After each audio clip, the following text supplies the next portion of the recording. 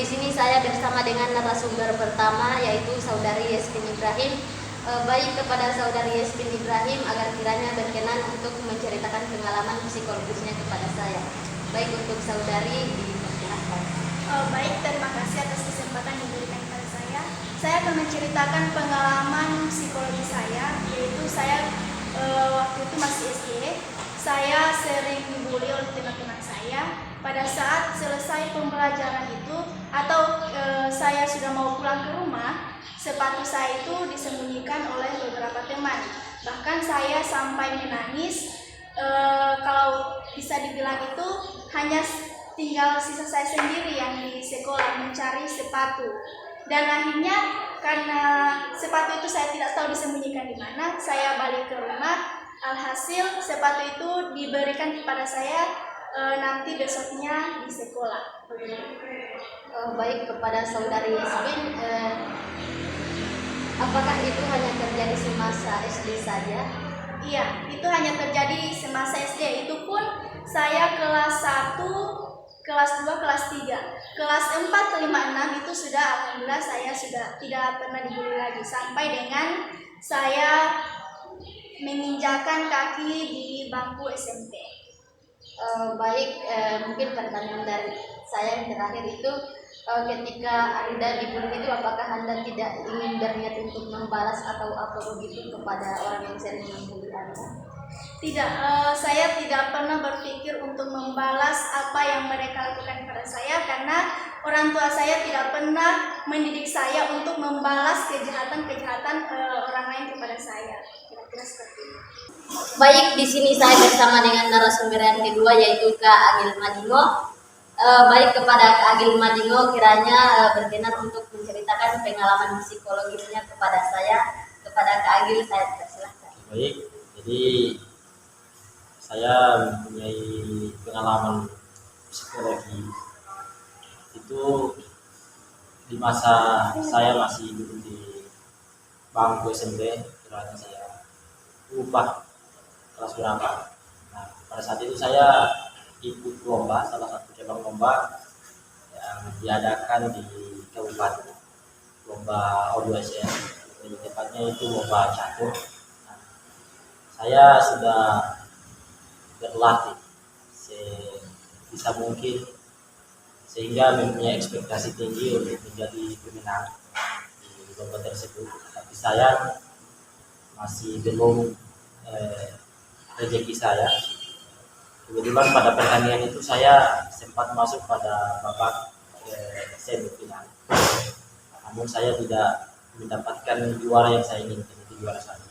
Saya kalah, dan karena namanya anak-anak yang ingin menang, ada ekspektasi tinggi menjadi juara yang pertama. Saya kalah, maka saya nangis. Ya. Dari pengalaman itu saya mengambil pelajaran bahwa ternyata hal-hal yang harus kita inginkan itu tidak harus sepenuhnya tercapai, karena dari kekalahan itu bisa membuat diri kita terdorong untuk tetap belajar lagi. Mungkin itu pengalaman psikologi dari saya. Baik, kira-kira apa pandangan Kak Agil mengenai masalah yang Kak Agil hadapi tersebut? Ya, kalau menurut saya tidak seharusnya sebenarnya untuk bersikap demikian, karena ya namanya juga dalam pertandingan itu ada kalah dan menang. Jika kita kalah, maka kita jadikan sebagai motivasi diri kita. Jika kita menang, maka kita jadikan evaluasi juga, kita jadikan dorongan untuk kita lagi bisa semangat lagi, bisa belajar lagi supaya menjadi yang lebih terbaik. Seperti itu. Baik, di sini saya bersama dengan narasumber yang ketiga yaitu Kak Regina Hasan. Baik, kepada Kak Regina Hasan kiranya berkenan untuk menceritakan pengalaman psikologisnya kepada saya. Kepada Kak Regina Hasan saya persilahkan. Baik, kepada Saudari Ania saya ucapkan banyak terima kasih karena mungkin dari video ini saya bisa sedikit meluapkan emosi saya waktu dipilih menjadi ketua panitia pelaksanaan pemilihan mahasiswa di lingkungan Fakultas Sosologi dan Dakwah. Baik waktu itu, saat itu dari saya pribadi tidak ada niatan, bahkan tidak ada niatan sama sekali untuk menjadi ketua di lembaga ini. Tapi ada saja beberapa pihak yang mendorong saya dan mendoktrin saya untuk bisa menempati posisi ini. Nah, berjalannya waktu ketika kami sebagai panitia PPM itu ada sekretaris, ketua dan bendahara sudah melaksanakan tugas. Nah, di tengah jalan ternyata ada beberapa pihak atau ada beberapa orang, oknum-oknum yang tidak setuju dengan adanya terpilihnya kami sebagai PPM. Nah, singkat cerita, di oknum-oknum itu akhirnya mereka bahasanya menyuarakan ketidaksenangan mereka dengan mendemokan kami sebagai PPM. Waktu itu hari Jumat, setelah Jumat itu saya di demo dan teman-teman saya sekretaris dan juga bendahara itu kami di demo di depan fakultas dan ditonton oleh banyak orang yang posisinya di situ malu sekali. Oke, jadi mungkin dari demo itu saya berpikir kalau berarti cara saya bekerja ini berarti berhasil karena saya berhasil di demo. Itu kalau dari saya pernah mendengar perkataan dari ayah atau ayah dari teman saya, katanya kalau kamu di demo atau ada yang tidak senang dengan kepemimpinannya kamu atau cara kerjanya kamu, berarti kamu berhasil. Kamu tidak berhasil mengikuti keinginan mereka. Bahkan dengan begitu mereka itu akan menganggap kita itu sebagai orang yang egois, padahal tidak.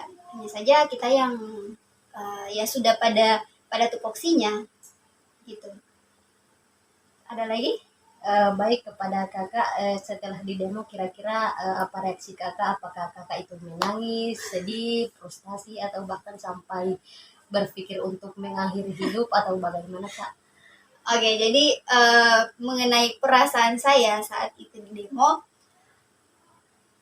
saya tidak di depan umum tidak mengeluarkan air mata, bahkan hanya berlapang dada dengan tuntutan-tuntutan mereka. Dan ya saya tidak bisa dipungkiri dan tidak bisa bermunafik juga. Setelah kejadian itu di demo, ya dari kejadian itu kayak ini sudah level kedua paling sakit atau paling berat di hidup saya. Setelah kejadian waktu di 2020 itu ketika orang tua saya cerai, itu yang pertama. Yang kedua itu saat kemarin saya jadi PPM. Jadi peristiwa yang kedua itu saya lihat yang terberat setelah perceraian kedua orang tua saya.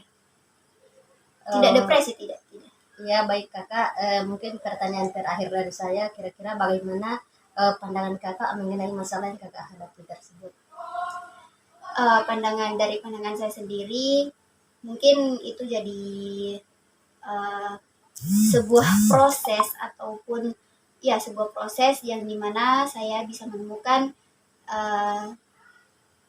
kekuatan diri saya ketika menghadapi masalah yang seperti itu. Jadi kayak